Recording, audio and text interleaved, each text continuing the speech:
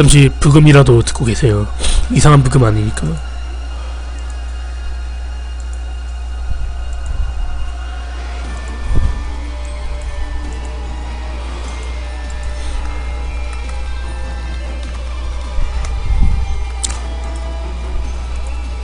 레디 스타트.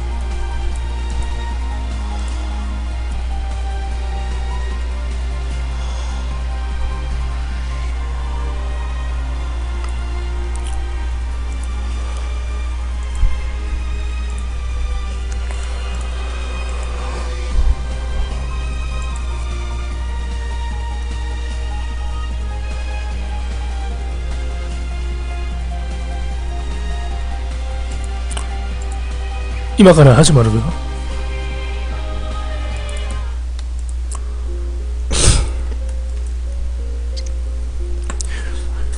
여기 있는 거 그대로 약간 해석하면 들려드릴게요.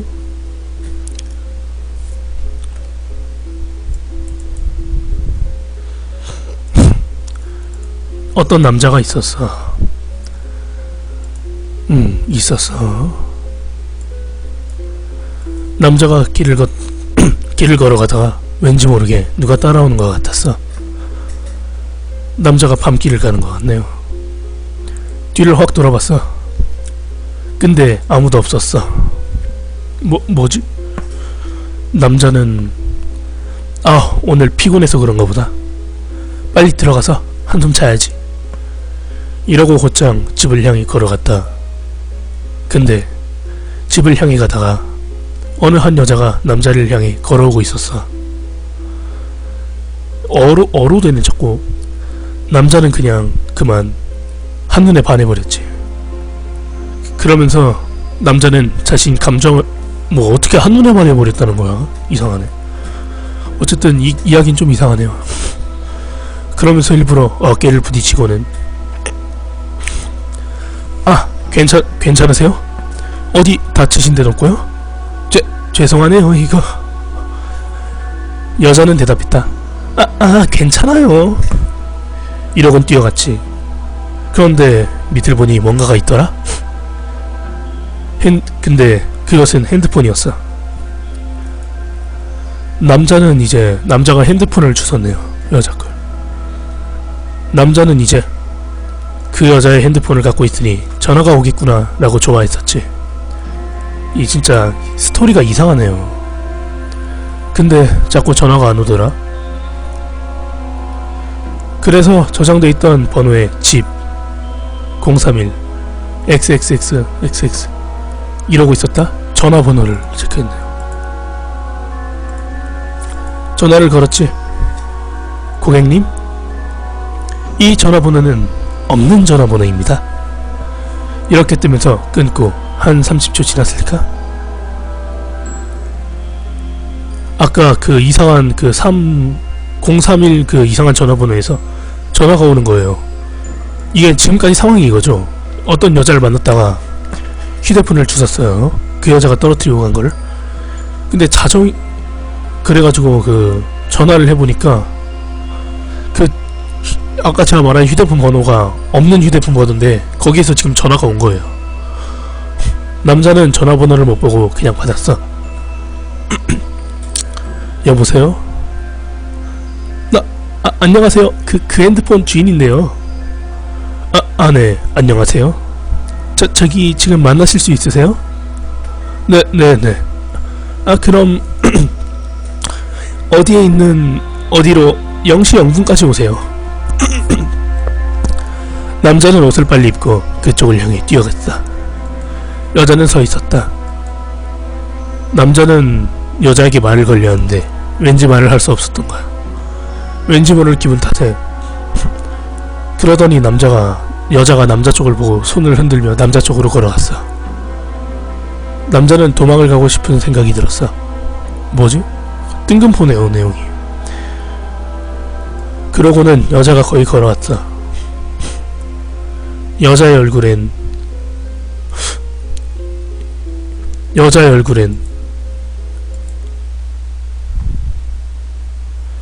핸드폰이라고 직접 써있었어. 뭐야 이 막장은. 막장이다. 남자는 깜짝 놀라 집으로 뛰어갔지. 집에 도착해서 보니 벽에 핸드폰이라는 글자가 수두룩하게 많이 있었다. 남자는 겁이 질렸다. 그러니까 이게 괴담 같은 거겠죠. 하지만 집이지 어쩌겠냐 하며 내가 환청을 보는 걸 거야 하고 잠이 들었다. 근데 어디 말소리가 들리더라고. 뉴스였어. 뉴스에서는 기자가 네 안녕하세요 라고 하네요. 여기는 어디인데 한 여자가 죽어 있습니다. 얼굴엔 핸드폰이라는 글자가 씌어 있고요 라고 써. 근데 이상하네요 이 이야기. 원래 뉴스에선 기자가 이렇게 말 안 하잖아요. 지어낸 이야기인데 너무 못 지어냈네요. 하면서 남자는 일어났다. 그러곤 화장실로 갔다. 그러면서 거울을 봤지. 근데 색연필로 자기 얼굴에 핸드폰이라고 크게 써 있었다. 그러면서 뒤에 여자가 칼을 들고 웃으며 너도 나처럼 되고 싶지? 그치?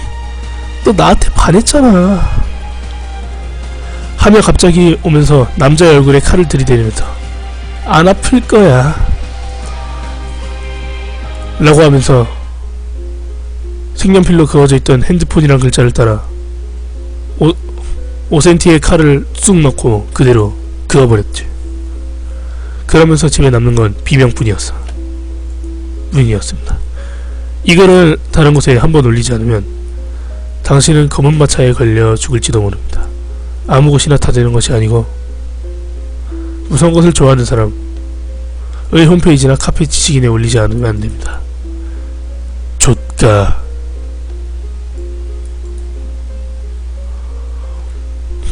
뭐지? 결국 저주글이었네요.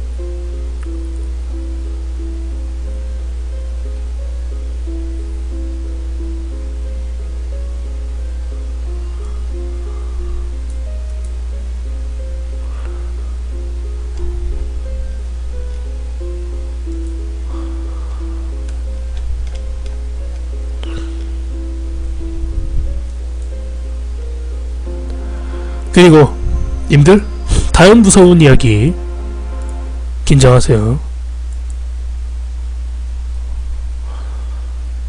다음 무서운 이야기는 이거예요. 제목 엄청 무서운 이야기 실화. 자기가 직접 겪었던 이야기래요. 이야기 헐 진짜 엄청 무서운 실화예요. 제목에 따라 무섭기도 하네요. 화장실에 갔는데 휴지가 없었어. 슈펄 이라고 실화에 써있네요.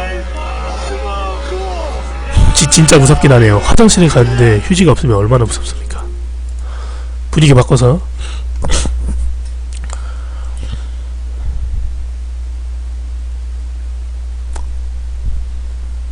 엄청난 거를 해주시면 안 돼요?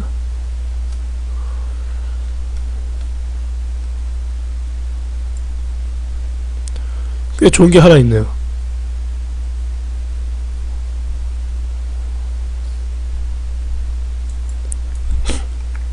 좋은 글이 하나 있어요.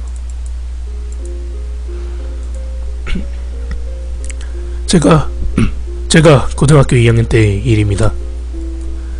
아버지가 산을 좋아하셔서 초등학교 때부터 따라다녔어요. 산 자체가 좋은 것도 있겠지만 산을 다니면 우연히 발견되는 난이란 식물은 시각적으로도 또는 아버지의 비자금으로도 큰 도움이 됐거든요.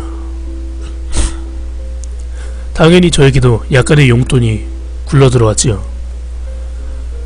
그렇게 중학교 고등학교까지 대략 7, 8년 이상 따라다니다 보니 자연스럽게 반강제적으로 난에 대해서 알게 되었고 같이 다니는 아저씨들보다 훨씬 높은 안목을 찢었다는 자신감도 생겼죠. 그리고 그날이었어요. 아마 죽을 때까지 잊을 수 없을 거예요.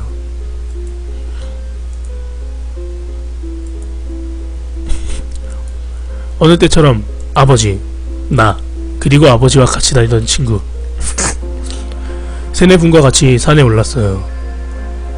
기본적으로 모여다니면 많은 난을 찾기에는 좋지 않기에 갈림길이 나오면 한 명씩 그쪽으로 가는 것으로 정해놓고 한 분씩 빠지는 식으로 난을 찾기 시작했어요.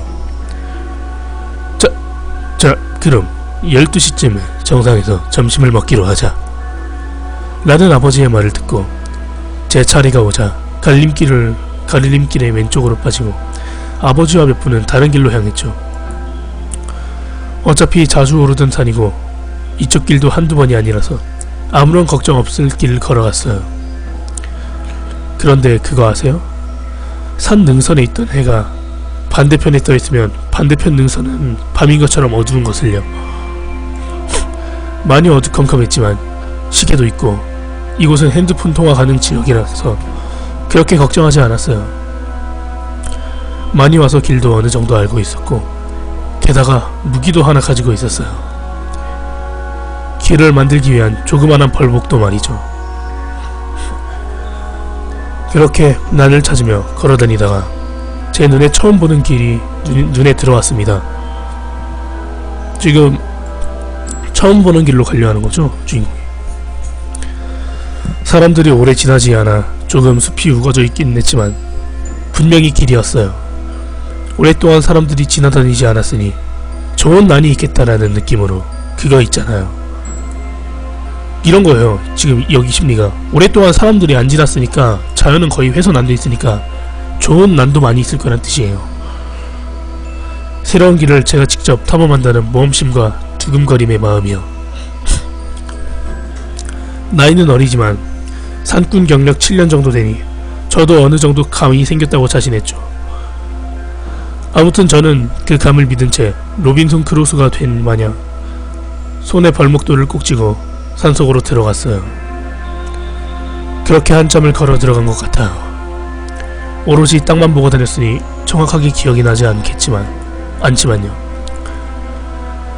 하지만 이상하게도 그날따라 서늘했던 것으로 기억납니다. 분명 8월이었고 아버지랑 걸어왔을 때는 미치도록 더워서 지칠 지경이었는데 하지만 햇빛이 반대편에 비쳐서 그런가 보다 하고 무시하고 걸어갔죠.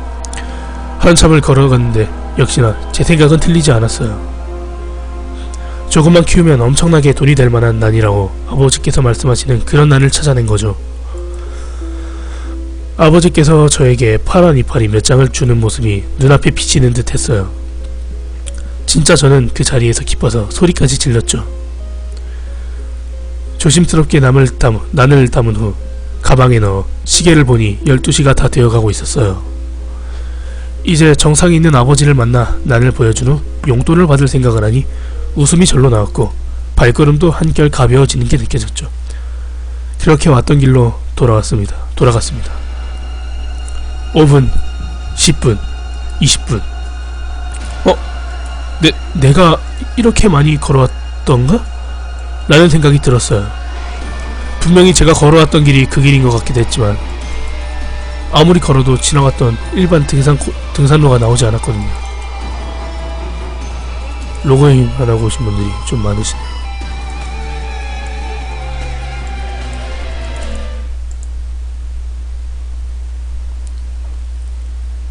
그리고 아까부터 느껴지는 서늘함이 아닌 오한. 순간 온도가 영하일 때의 그런 오한이 계속 느껴지고 있었어요. 게다가 뒤에서 누군가가 쳐다보고 있는 느낌과 따라오고 있다는 느낌이 계속 들었거든요. 시원하다. 두려움을 없애기 위해서 큰 소리로 고함을 지르고 다시 걸어갔어요. 뭔가 제 목소리에 위화감이 들었지만 기분 탓이니 했죠. 그렇지만 그 이후에 빨리 가는 제 모습을 봤으면 엄청나게 무서워했겠구나라는 생각을 하셨을 겁니다. 그 정도로 빨리 올라갔죠. 한참을 걸어도 길이 나오지 않아서 길을 잃은 건가? 라고 생각하며 아버지에게 대략적인 위치를 물어보고 좀 늦을 것 같다는 말을 남기려고 핸드폰을 들었을 때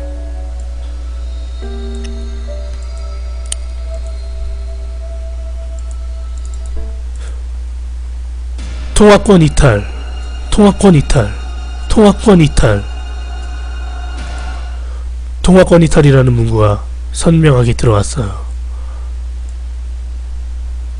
순간 등에 한 줄기의 식은땀이 흘렀죠. 아까부터 계속 발소리가 들리지만 뒤를 돌아봐도 아무도 없었습니다. 제가 계속 잘못 들은 것일까요? 그렇게 한참을 걸었어요. 시계를 보니 벌써 1시가 넘어가고 있었어요. 빨리 정상에 도착해야겠다는 생각이 들었지만 아무리 빠른 속도로 걸어 올라가도 아까 내려왔던 길은 보이지 않았어요. 발자국 소리와 쳐다보는 눈길, 그리고 기분 나쁜 오한은 계속되었지만요.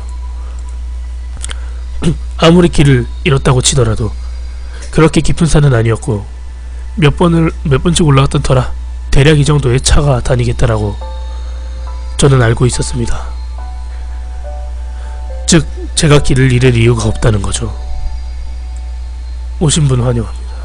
게다가 주변을 둘러보니 주변 풍경도 조금 이상했어요. 나무 모양이 조금 달랐어요. 평소에 보던 것과는 완전히 달랐죠. 위에만 우거지고 밑은 한산하다고 해야 되나? 보통 숲에 들어가면 어느 정도의 빛이 새어나오고 있지만 동굴 속을 탐험해보고 있는 듯 햇빛조차 거의 비치지 않고 풀도 거의 없고 오로지 한 길에만 있는 뻑뻑한 나무들. 아까 이런 곳을 내가 정말 지나왔던가? 라는 생각을 했어요. 이 주인공이 길을 잃은 것 같죠? 아까부터 계속 몇 시간째 걷고 있고 뒤에서는 시선이 느껴진대요. 계속 가다 보니 약간 이상한 갈림길이 나왔어요. 저는 일단 정상에 오르는 것을 포기하고 일단 하산하려고 마음먹었으니까요. 아직 오후였지만 정상에 오르려고 하다가는 체력이 다 빠져버리고 시간이 더 흘러 밤이 되면 조난이라도 당할 수 있으니까요. 오후 1시였구나. 조난당하다가 귀신을 만나고 죽고 전설의 고향에서 많이 나오는 거 잘 아시잖아요. 그런 주인공이 되긴 싫었거든요. 보통 산을 오른쪽에서 왼쪽으로 탔으니 내려갈 때는 왼쪽에서 오른쪽으로 가면 큰 길가가 나왔어요. 솔직히 말하면 창피해서 말씀드리기 조금 그랬는데 예전에도 거기서 길을 잃은 적이 있거든요. 그때 아버지께서 저에게 하신 말씀은 길을 잃어버렸을 때 오른쪽으로 한 10분 정도만 내려오면 큰 길가가 보일 거야 라는 말이 생각나 그렇게 하니 역시나 큰 길이 나왔거든요. 그런 생각을 하며 오른쪽으로 조금 걸어가니 약간 이상한 곳이 나왔어요. 오신 분들 환영해요. 무덤들이 나왔지요. 아주 넓은 공간이에요. 보통 무덤은 한두 개, 많아도 5-6개 정도가 있어야 적당하지 않을까요? 선산이라고 하더라도 말이죠.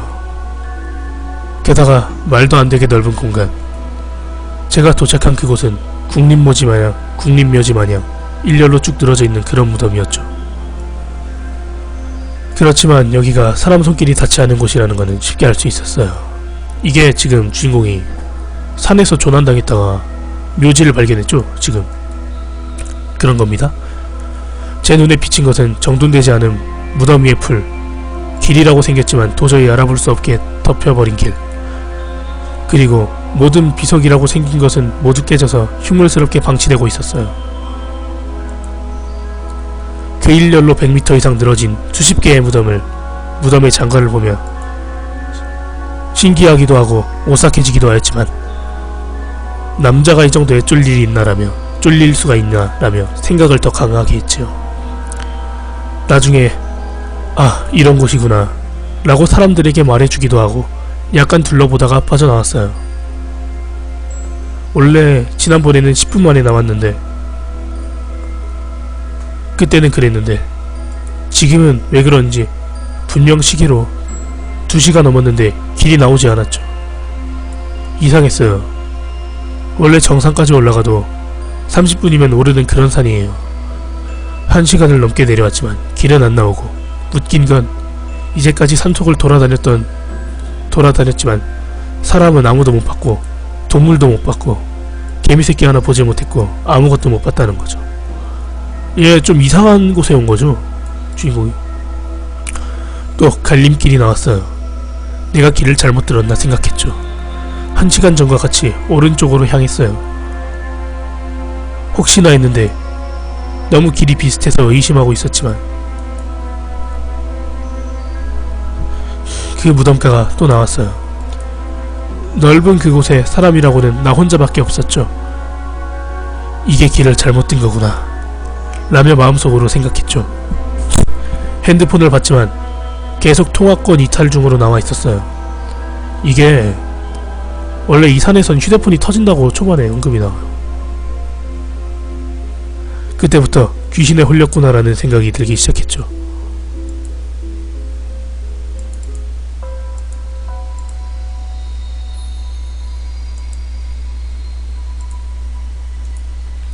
무덤 입구에 서 있는 흔히 보기 힘든 큰 나무. 바람이 강하게 불어오고 있었고 그 바람 소리에 맞춰서 나무에서 소리를 지르기 시작했습니다. 그게 비명소리라고 느끼는 거는 저만의 착각일까요? 게다가 나무 꼭대기에서 누군가가 저를 쳐다보고 있는 것 같았죠. 목덜미가 찌릿하는 그런 느낌. 주인공이 미쳐가나봐요. 그때 처음 느껴봤어요. 혹시나 하는 마음에 제 두려움이 표시랄까요? 아니면 이곳에 또 올지 모른다는 말도 안 되는 생각이 들었어요. 결론적으로 아까 그곳과 이곳이 같을까? 라는 마음으로 그 큰 나무의 한 발쪽을 제 벌목도로 V자를 표시했지요. 혹시 예상하셨나요? 네, 그래요. 또 그곳에 와버린 거예요. 계속 그 길을 계속 똑같은 길을 뱅뱅 돌고 있는 거예요. 이게 무한 루프를 하고 있나봐요. 분명히 갈림길이 나왔을 때 이번에는 혹시나 해서 왼쪽으로 갔지만요. 난 반쯤 미쳐버린 채로 두려움에 떨면서 그 나무를 보았고 V자를 보았습니다.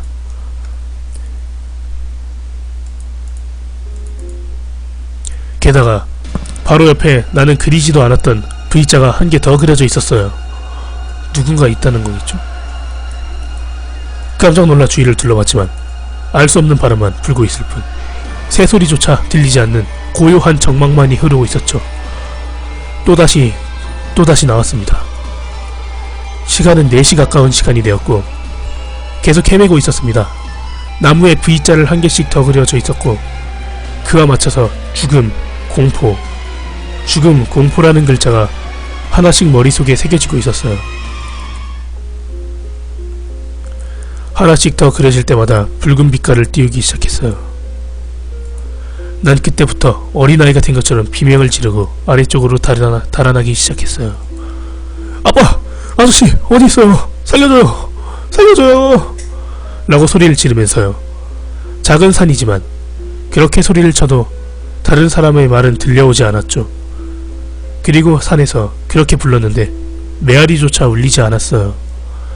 온몸에는 땀이 미친듯이 뿜어져 나오고 있고 그만큼 공포도 온몸으로 스며들고 있었어요. 미친듯이 밑으로 내려갔어요. 그러다가 갑자기 문득 다리가 늪에 빠져버린 듯 멈춰버린 거예요. 목이 옆으로 천천히 돌아갔습니다. 제 의식으로 돌린 것이 아니었어요. 누군가의 힘으로 자신을 봐달라는 그런 힘으로 돌아갔고 그로 인해서 저는 옆을 바라볼 수밖에 없었어요. 이게 이제 흑막이 나오나봐요. 그때 너무 힘든 나머지 헛것을 본 걸까요? 제 눈에는 그 무덤이 보였고 엄청 뛰어갔지만 또 그 자리였습니다. 이게 그 무덤이 그거예요. 아까 처음에 그 공동묘지가 똑같은 곳인가봐요. 그 무덤들 위에는 한 사람 한 사람씩 서 있었습니다. 게다가 굉장히 기분이 좋은 듯 같은 표정으로 웃고 있는 그들의 모습. 아마 그때 제 모습을 봤으면 울기 직전에 그런 모습을 보지 않았을까요? 무덤 가운데에 내려와 있는 사람은 저를 애타게 기다리고 있는 것 같습니다. 그 옆에 남아있던 공간에 제가 눕기를 바라는 게 느껴졌죠. 제가 어떻게 하냐고요?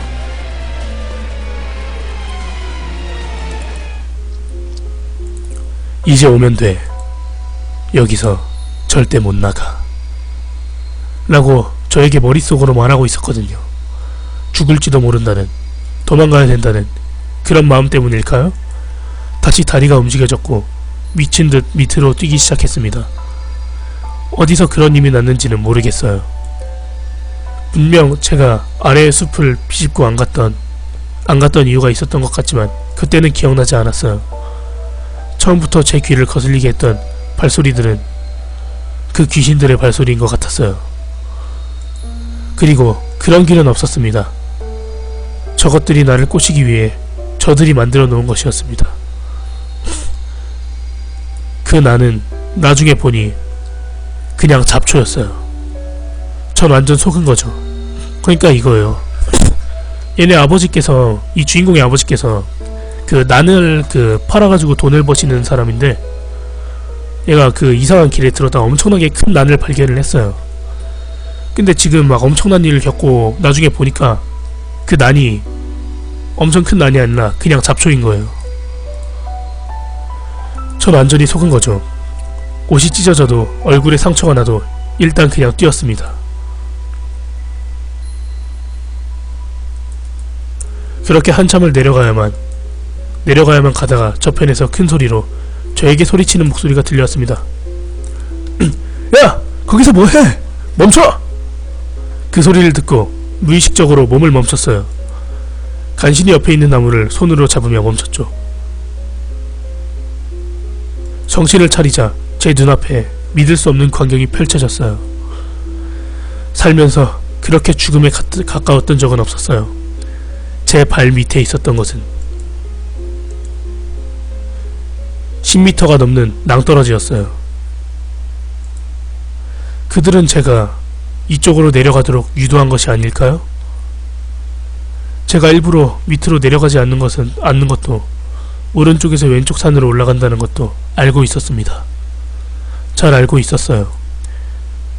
이 산의 구조상 양쪽이 꺾여 있어서 좌우로는 진입조차 할 수 없었어요. 소리친 사람은 처음에 같이 올라왔던 아버지의 친구분이었습니다. 그분을 보자 살았다는 마음과 지옥 같은 곳을 빠져나온 안도감에 온몸의 기운이 빠져버려 자리에 주저앉아 버렸고 그대로 기절해버렸습니다. 그 이후 아버지 친구분들이 기절한 저를 업고 산에서 내려왔다고 그랬습니다. 다시 정신을 차려보니 차 안이었어요. 차 안에 있는 분들이 저에게 무슨 일이 있었냐고 물었고 저는 그곳에서 겪었던 말도 안 되는 상황을 이야기했어요. 홀려버렸어. 제 말을 듣던 아버지의 친구분이 중얼거리듯 스쳐가듯 이야기했어요. 아, 내가 하는 게 아니라 아버지 친구가 얘기한 거군요. 이곳에는 다른 곳으로 가는 길이 있는데 보통 사람은 못 들어가고 귀신들만 갈 수 있는 길이 있다고 말씀하셨습니다. 합법 로리드님 안녕하세요.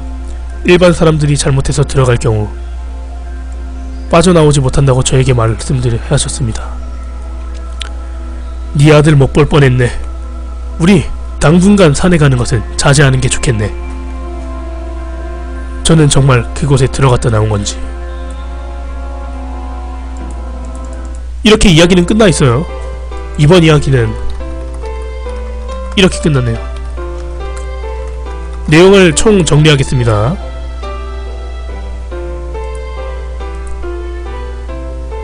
내용을 총 정리해드릴게요.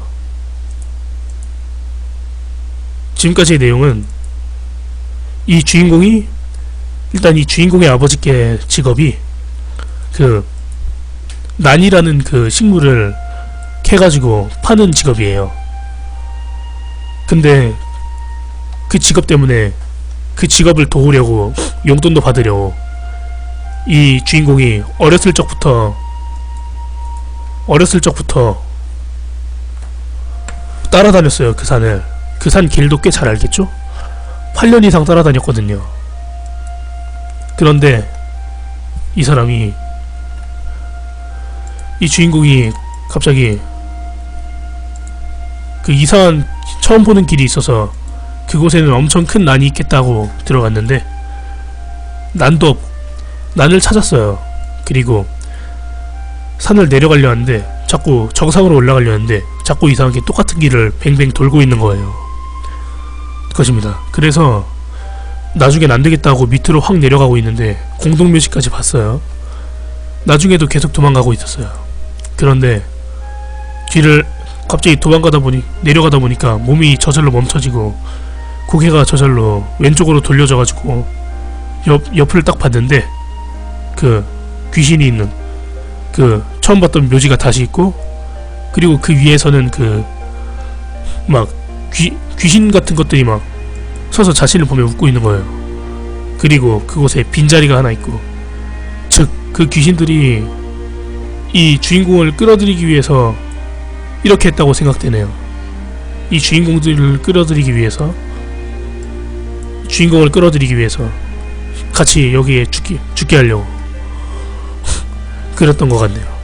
하지만 주인공은 미친듯이 도망쳐서 겨우겨우 그 누군가의 목소리가 들려서 정신 차리고 딱 보니까 자기 밑에는 그 낭떠러지가 있는 거예요. 그리고 그는 한 번 더 막 죽을 고비를 넘겼다며 기절을 했는데, 그 아버지인가? 아버지 친구분인가 몰라도 그분 말씀으로는 그 여기는 막 그 우리가 사는 세상하고 막 다른 세상하고 막 이어져 있는 곳이 있다는 소문이 있었대요.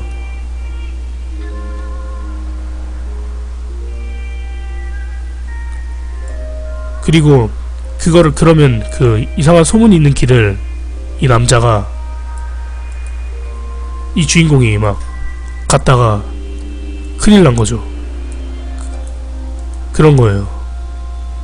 그리고 이 얘기는 끝이에요. 그럼 다음 이야기로 넘어가죠.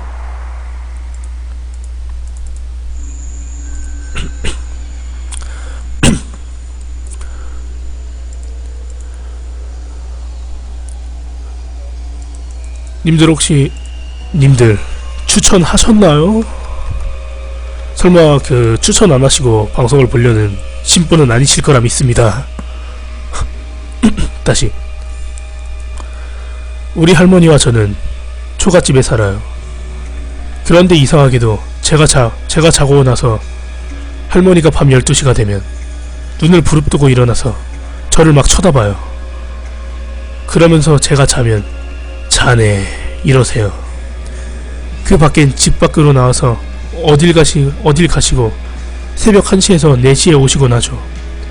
그때는 겨울이었어요. 그리고 또 할머니께서 자네 하셔요. 그래서 저는 꼭 할머니가 나가시고 다짐했어요. 오늘은 꼭 할머니의 뒤를 밟아야지요. 뒤쫓아갈 거야! 라고 생각하고 할머니의 뒤를 밟았어요.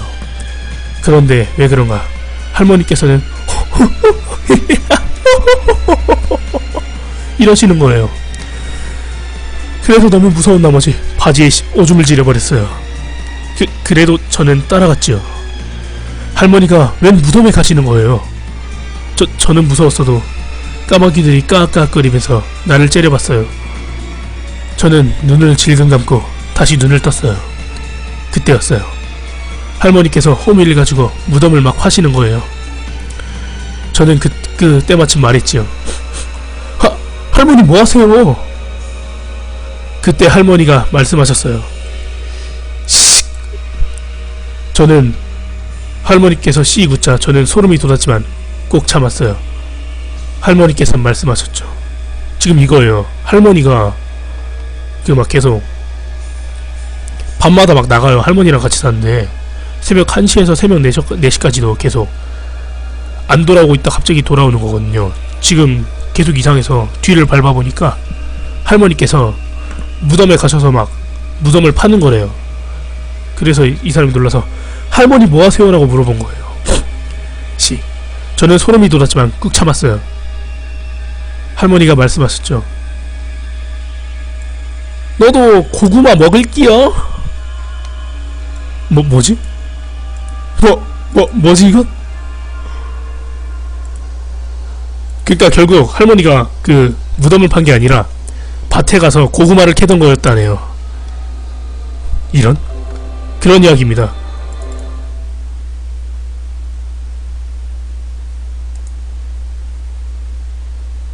뭐지? 이 엄청 낚인 기분은? 할머니는 무덤을 파던 게 아니라 밭을 파서 고구마를.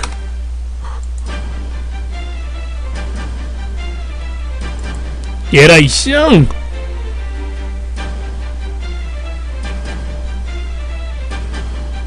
나 완전 낚였네.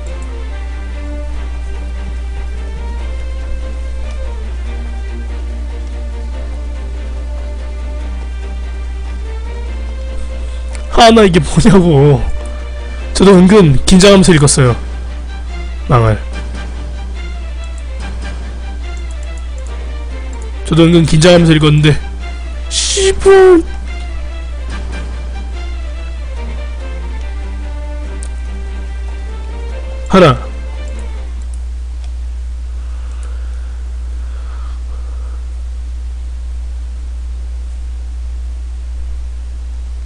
하나 더? 슬슬 님들도 돌아가셔야 되니까.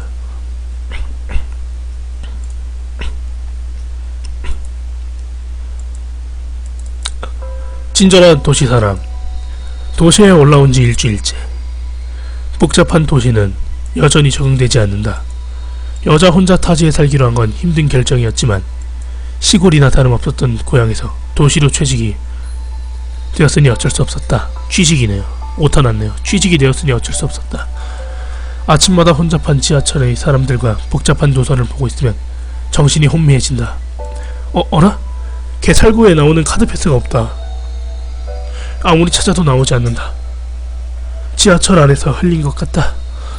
어쩔 수 없이 표를 사고 나왔다. 충전도 많이 돼 있었는데 아까운 맘에 속이 쓰리다. 퇴근하고 집에 돌아오는데 우편함에 뭔가 있다. 여러분이 잃어버린 카드, 패스카드다. 잃어버린 카드를 직접 찾아주다니. 도시 사람들은 참 친절한 것 같다. 여러분들 이상한 걸 느끼지 않으셨습니까? 이상한 걸 느끼지 않으셨나요? 대답 좀 해봐. 느꼈어요? 뭘 느끼셨는데요? 여자가 시골에 올라온 게 이상해요? 꺼져! 채팅창 올려! 사람도 가뜩이나 적은데 이씨.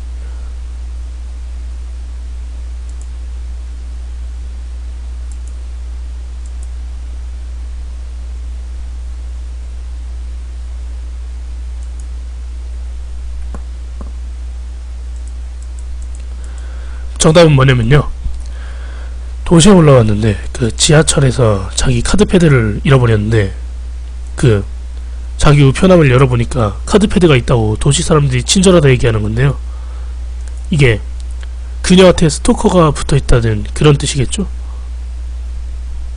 그런 뜻일 거예요. 그럼 이만. 저는